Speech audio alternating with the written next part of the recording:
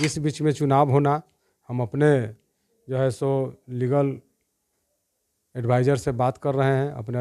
ये कहाँ से हो रहा है आप लोग समझिए। क्या लगता है इसके पीछे? आप लोग जो है सो चौथा स्तंभ है, न्यायपालिका वर्सेस चुनाव आयोग। पार्टी जो फैसला करेगी वो सर्वमान्य होगा, पार्टी जिसको खड़ा करेगा वो सर्वमान्य होगा। नमस्कार, आप देखना शुरू कर चुके हैं लाइव सिटीज को। मेरा नाम अभिषेक है। कुढ़नी उपचुनाव को लेकर चुनाव आयोग की ओर से नोटिफिकेशन जारी कर दिया गया है। पूरे देश में 5 विधानसभा सीट और 1 लोकसभा सीट पर उपचुनाव हो रहे हैं। ऐसे में बिहार में 1 सीट पर उपचुनाव हो रहा है। कुढ़नी सीट का आज ऐलान हो गया है। 5 दिसंबर को वोटिंग होगी और 8 दिसंबर को रिजल्ट आएंगे। हमारे साथ कुढ़नी के पूर्व विधायक अनिल सहनी हैं, जिन्होंने सदस्यता इन्हीं की सदस्यता के बाद रद्द होने के बाद चुनाव हो रहा है। ऐसे में क्या कहेंगे, अब तो चुनाव का ऐलान हो गया? मैं तो कल ही प्रेस कॉन्फ्रेंस करके आप लोगों को बताया था और माननीय विधानसभा के अध्यक्ष महोदय को अवगत कराया था माननीय उच्च न्यायालय के फैसला से। जब माननीय उच्च न्यायालय ने ये निचली अदालत के फैसला को निलंबित कर दिया है अगले सुनवाई तक, इस बीच में चुनाव होना, हम अपने जो है सो लीगल एडवाइज़र से बात कर रहे हैं, अपने अधिवक्ताओं से बात करके, और इस पर जो फिर से कानूनी प्रक्रिया होगा, चूँकि यह तो एक तरह से समझिए तो न्यायालय का अपमानना होगा। जब न्यायालय एक तरफ इसको देख रहे हैं और अगले आदेश तक ले स्पष्ट रूप से अगली तिथि तक निचली अदालत के फैसला को निलंबित किया है, इस बीच चुनाव कराना, और इसी के संबंध में हमने विधानसभा का अध्यक्ष महोदय से मिलकर और चुनाव कमीशन को भी अवगत कराने के लिए हमने अनुरोध किया था। और चुनाव कमीशन के पास अगर वहाँ से पत्र गया होगा तो फिर इस पर जो है सो चुनाव आयोग इस पर निर्णय लेगी।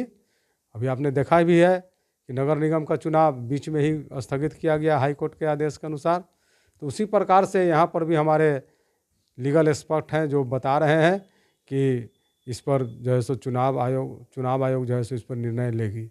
नहीं, लेकिन अब तो चुनाव की नोटिफिकेशन जारी हो गई है, नामांकन भी होगा, इसमें समय लग जाएगा, क्या लगता है?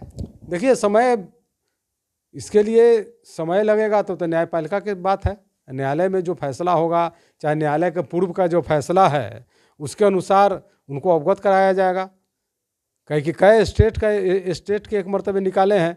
अभी देख लीजिए कहीं कहीं जैसे कि जैसे अनंत सिंह का सदस्यता ख़त्म हुआ जून में, जून, जुलाई, अगस्त, सितंबर, अक्टूबर, 5 महीना के बाद उनका यहाँ चुनाव हुआ। और हमारा सदस्यता हुआ ख़त्म 13 अक्टूबर को विधानसभा से, अभी एक महीना भी नहीं हुआ है। तो कहाँ से हो रहा है आप लोग समझिए। क्या लगता है इसके पीछे? आप लोग जो है सो चौथा स्तंभ है, न्यायपालिका वर्सेस चुनाव आयोग, यही ना होगा।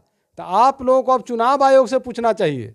आप लोगों को चौथा स्तंभ है, लोकतंत्र का चौथा स्तंभ आप लोगों को प्रेस को बोला जाता है। अब आप चुनाव आयोग से पूछिए कि माननीय उच्च न्यायालय का फैसला आने के बाद भी आप चुनाव का घोषणा किस प्रकार से किए हैं, किनके प्रभाव में किए हैं, ये चुनाव आयोग न बतावेगा, ये हमें नहीं बताना है। क्या लगता है, अब नामांकन होगा तो आप नामांकन भी होगा तो क्या लगता है, आप परिवार से लड़ाइए या किसी को? देखिए, हमारा कोई डिमांड नहीं हमारा परिवार से लड़े। पार्टी जो फैसला करेगी वो सर्वमान्य होगा, पार्टी जिसको खड़ा करेगा वो सर्वमान्य होगा।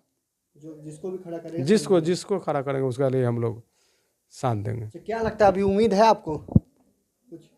अब तो कोर्ट से अब तो जो कोर्ट का तो उम्मीद था ना, आपके कल हम प्रेस कॉन्फ्रेंस करके सारा कागज दिखाए थे ना, उसी के हवाले से आप भी दिखाइए कि जब निचली अदालत के फैसला को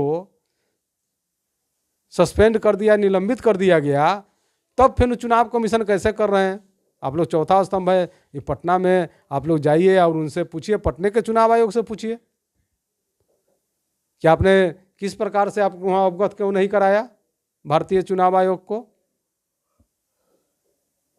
तब न जाकर होगा कि भाई लोकतंत्र में और न्यायपालिका का सम्मान, इसका मतलब न्यायपालिका का सम्मान नहीं किए हैं।